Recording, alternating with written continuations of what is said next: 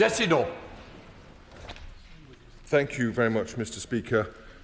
I do not think this is a moment for normal business, and so I'm sure that the whole House will join me and you, Mr. Speaker, and the Leader in taking this moment to remember the victims of Jeffrey Epstein, the young women and girls who were systematically trafficked and abused by him and his associates over many years, both those who have come forward and those who have not felt able to do that. Mr. Speaker, today I'm going to talk about Peter Mandelson and Jeffrey Epstein. I have no doubt that the Leader and colleagues across this chamber feel the same way that I do.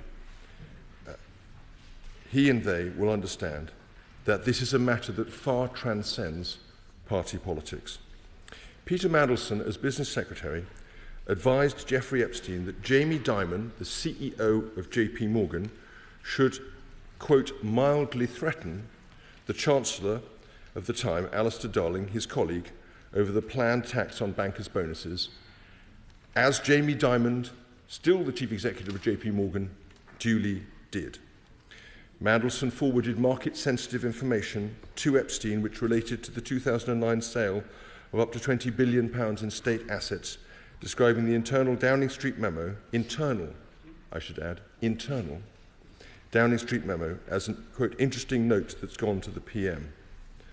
Mandelson gave Epstein advance notice of the 2010 EU €500 billion bailout the night before the official announcement. And he warned him in advance of the departure of Gordon Brown from 10 Downing Street, a further highly market-sensitive piece of information. In Florida, Jeffrey Epstein was convicted in 2008 under a state plea bargain on 2 sample felony counts: solicitation of prostitution from a minor, procurement of a minor for prostitution.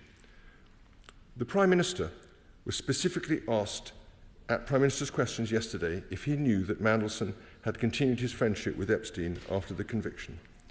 He said, and I quote, "When we drafted humble addresses in opposition, we always included an exemption for national security." Unfortunately, this is plainly untrue. It must be inadvertent. When the Labour Party presented its humble address for impact assessments on Brexit to be released on the 1st of November 2017, that address did not mention national security at all. The second name on that motion was the name of the Prime Minister. So I hope the Leader will encourage the Prime Minister to correct the record on this point in his next appearance at the dispatch box. The Prime Minister also said yesterday, and I quote, "We went through a process. There was a due diligence exercise, and then there was security vetting by the security services. What was not known was the sheer depth and the extent of the relationship Mandelson had. Mandelson lied about that to everyone for years." Let's think about that again for a moment, Mr. Speaker. The Prime Minister is saying that if only he'd known about the depth and the extent of the relationship between Mandelson and Epstein as it continued after 2008, he would have rejected the appointment. It wasn't enough that he knew Mandelson had a continuing relationship with this convicted paedophile and sex trafficker. He knew it. Indeed, he had that fact that Mandelson had stayed in Epstein's mansion reported to him by public sources, and he ignored it. Not only that, the Prime Minister had the public information further confirmed and reinforced by the security vetting which was done after the appointment, but before Mandelson had signed his contract of employment. That was a further chance for the Prime Minister to reject the appointment, and the Prime Minister ignored that too.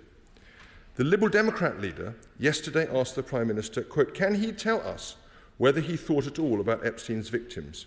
There are many dozens, perhaps hundreds of girls and young women who were trafficked and abused by and through Jeffrey Epstein." It is clear that the Prime Minister did not consider them at all, or he could not have possibly taken the decision he did. So why did he? Why did he choose Mandelson? Why did he take that decision? He did so because Morgan McSweeney told him to.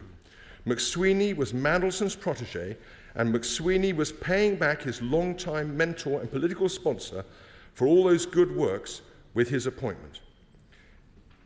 This whole episode has done incredible damage to the already fragile nature of trust in politics. Every Labour Prime Minister since 1997 has given Peter Mandelson a senior job and been betrayed by him. Yep. The present Prime Minister will be seen to have had his own reputation destroyed by this scandal. But let us be clear, every member of this House, our entire political system, has been harmed by it and will continue to be so until effective measures are taken to clean it up. So I ask two questions. Can the leader give an undertaking that the documents to be provided to the Intelligence and Security Committee will not be redacted? And in order to reassure the House, can he ask the Cabinet Secretary to review the appointment procedure undertaken in this case, both the public due diligence and the developed vetting process, and set out in writing why these failed so badly in this case and how they will be improved? Hear, hear.